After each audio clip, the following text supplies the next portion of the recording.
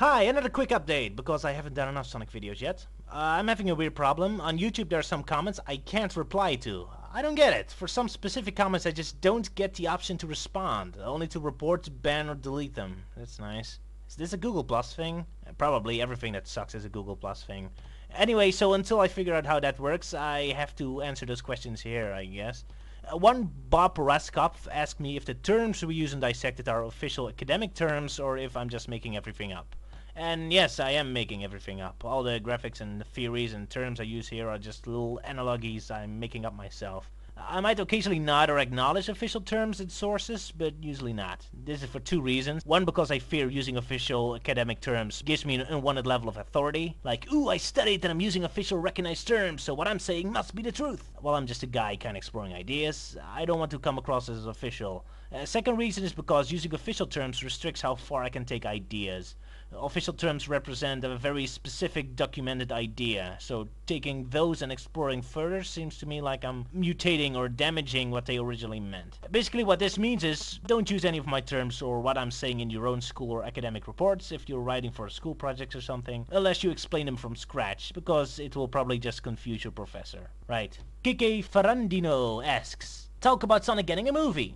Okay, Sonic is getting a movie. Other than that, several requests that I should go into Sonic Unleashed story more. I don't really have much to say about what warrants a new discussion. I'll just say this. Yes, the opening scene is great, and the finale is great, and I do like it tones the comedy down when they have dramatic moments, and I was hyperbolic when I said the townspeople never reacted to the world collapsing. I did notice in the Wii version that some town folks do mention it and cheer Sonic on, and I assume this also happens in the HD version, although I've been too lazy to check that out. That's all the leftover comments I have. If you want us to go more in depth on Sonic Unleashed story, I invite you to challenge us with your own thoughts. Final note, some offense was taken at my statement that Sonic's confession to Tails makes no sense. Alright, let's take a serious look at this.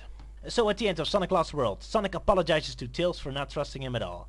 If you just look at this scene alone, it seems to make sense. Sonic didn't trust Tails, Tails felt betrayed, and now Sonic finally believes in Tails again. Woo! But I'm talking about the flow, so let's take a look at the scenes that led to this moment. Here's the first one. I need to get to the machine and reprogram the shutdown sequence. I'll supply the brains. You will supply the brawn I need to get past the Zeti. Oh, and you're asking so nicely. Good one, buddy. Thanks. Man up, Tails. I don't like working with my most hated enemies any more than you do, but our entire world is at stake. Yeah, well, teaming up with you feels like the end of the world, Eggman. I'm gonna want to take a long shower by the time we're done. So, dear viewer, please tell me the part where Tails and Sonic disagreed with each other against Eggman joining.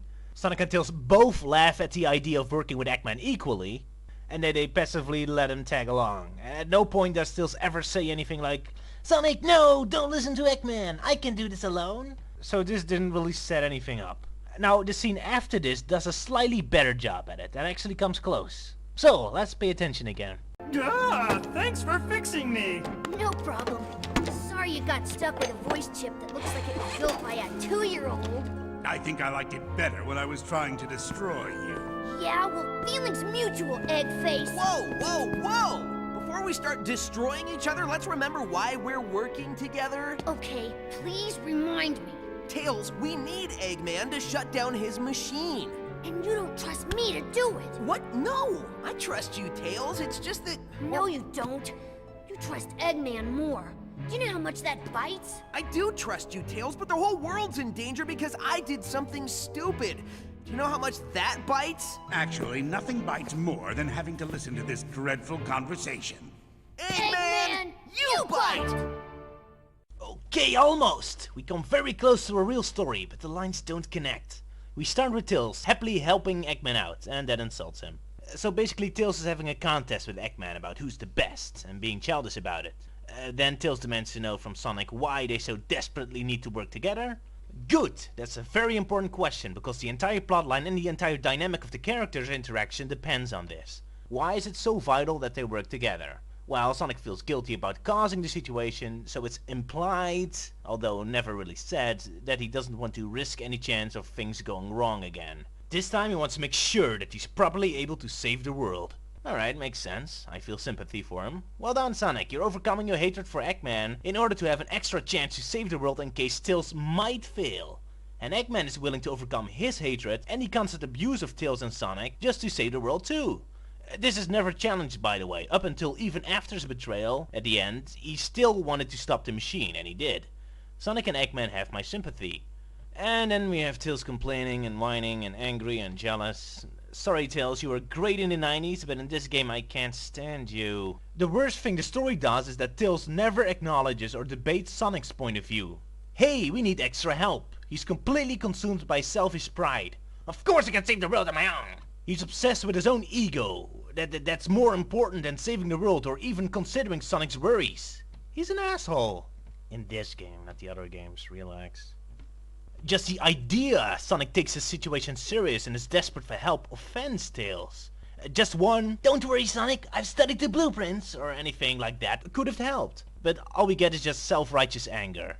Sonic and Eggman try to be mature and overcome their emotions to do the right thing, and you're just being selfish while the world is being sucked out. He hasn't earned this right to be angry yet. Especially since in the previous scene he was okay with the whole situation. Okay, I was joking, but not really already protesting or anything. Look, the conflict ends with Sonic forgiving Tails, and Tails proving himself worthy. In order for that to be a satisfying conclusion, we need to side with Tails. He needs to have our sympathy. And Sonic genuinely needs to have betrayed Tails and chosen Eggman over him. Oh, and it would have helped if Eggman was genuinely incompetent and would have failed without Tails. But none of this really happens. Yeah, you love the character, I know. Remember, that's because Tails was awesome in other games. Sonic never chooses between Eggman and Tails. He remains passive throughout. He wants both of them to save the world.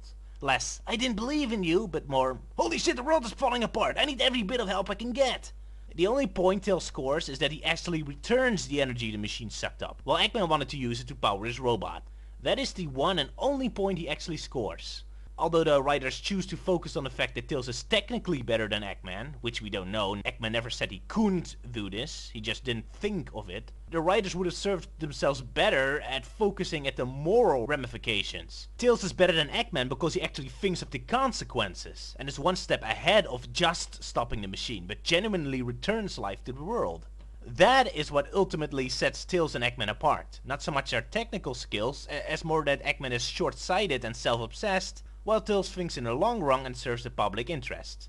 Or at least he does in the other games, and only at the end of this one, since during most of the game he's being a selfish kid. All the ingredients to a good story are there, but the writers have no confidence. They don't dare to push issues like these. Or worse, they do appear, but at random points where they have no effect and are just confusing. Take this scene. This does give me an idea.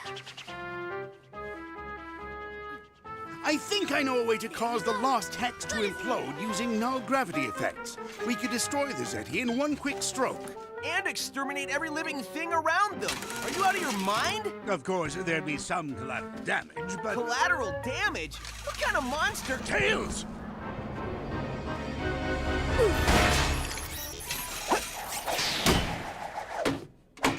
I'm sorry. I suddenly felt very mean. Not the best idea to put the dimwit's head on a battle bot. In hindsight, I gotta agree with you, Doc. Thanks for the save. Can you get off me now? I can't figure you out. One second you're contemplating genocide, and the next you're saving one of your worst enemies. I'm a complicated guy. And you? What were you thinking, Tails? You could have gotten yourself killed. I was just trying to help. Ignoring the stupid circus music and what should have been a fairly serious scene. Also, what living creatures beyond Zedion Hex? They had to get the animals from Sonic's planet. Here we get the closest in the entire game where Eggman's morality problem is acknowledged. And Tails is portrayed a little sympathetic, when he said after Sonic chews him out. So the problem is, Eggman is shown to be too dangerous and simple-minded to be a proper rescuer. Yet Tails isn't portrayed any better, because his jealousy of Eggman almost got himself killed. So all this scene does is build up the moral that everyone has flaws and we all need to work together. That Sonic is right in having both of them on his team. Tails and Eggman both have flaws, so they need to become a team. But no, Eggman is a dumbass and Tails is awesome. The end. What? No. I stand by my point. The only reason people like the story is because they like Tails. No thanks to this game. And this story gives them the illusion he finally does something cool. And I agree, if the story was pulled off correctly, it was cool, but... Pontic and Graf failed to set up the proper story elements, and more importantly, they failed to correctly make me sympathize with the right characters. The villains, including the Deadly Six, earn all my sympathy, not the heroes. But I'm not going into that here because the video's already way too long now. Oof. Jeez, it was supposed to be a quick update. Roger out. Oh, update. One Fear Tier posted this message explaining Tails' hero journey, and I admit it kinda works. As in, Tails was supposed to be a flawed jerk at the start, but him sacrificing his life to save Sonic from the trap and him turning into a robot is his redemption. If you look at it from that perspective, I have to agree, that makes it kinda work. My problem with this interpretation is that it only works as long as you consider just punishment and doing something cool to prove yourself to be a correct fix of the problem. My problem is that the actual things Tails did wrong is never fully addressed or fixed by him. He's still self-obsessed, incooperative, and dismissive of Eggman at the end. The point is that he's too busy with proving himself over Eggman, that he wasn't a team player. And his redemption at the end is that he's being awesome and kicking ass, and therefore cementing in his brain further that yes, being arrogant about yourself is good, because you're awesome. Just like Sonic, he's learning the wrong morals. His robot episode only proves that, yeah, he's very skilled and awesome. But as I said before, that was never the lesson he was supposed to be learning. It's about humility. He was overconfident, and now they're giving him even more confidence.